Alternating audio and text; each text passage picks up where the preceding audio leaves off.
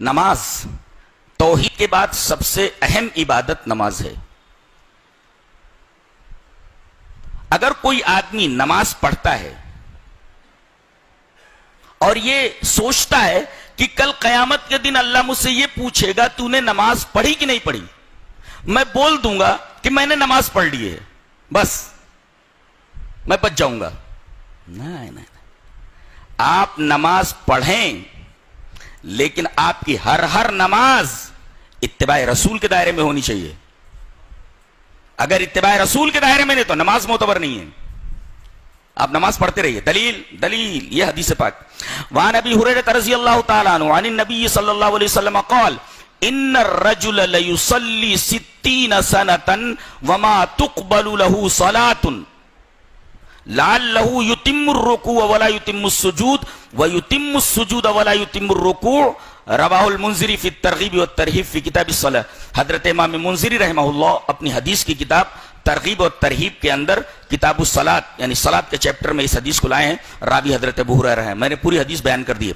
حضرت ابو ہریرہ فرماتے ہیں کہ نبی اکرم صلی اللہ علیہ وسلم نے ارشاد فرمایا کہ ایک آدمی اللہ کے حضور پہنچتا ہے, اللہ اسے پوچھتا ہے, حالانکہ اسے معلوم ہے نماز پڑھی, کتنے سال پڑھی؟ کہا کہ اے اللہ کے رسول 60 سال تک میں نے نماز پڑھی. 60 سنتن 60 سال نماز پڑھی. کتنے سال پڑھی؟ 60 سال. اللہ کو معلوم ہے, پوچھ رہا بندے سے, پڑھی. کتنے سال پڑھی؟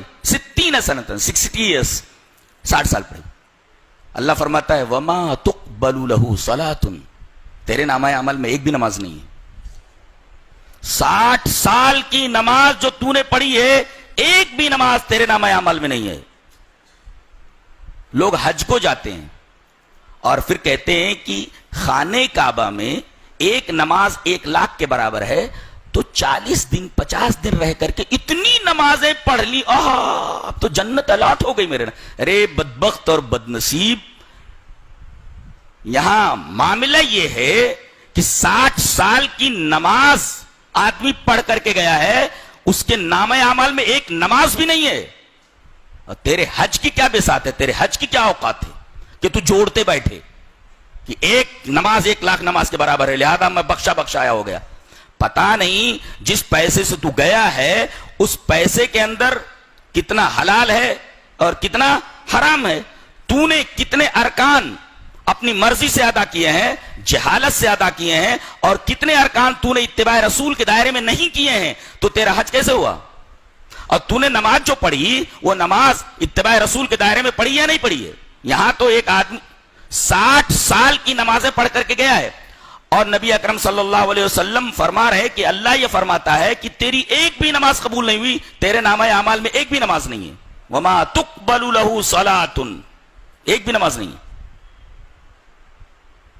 کتنی خطرناک قسم کی حدیث ہے یہ. لوگ نمازیں پڑھتے رہتے ہیں.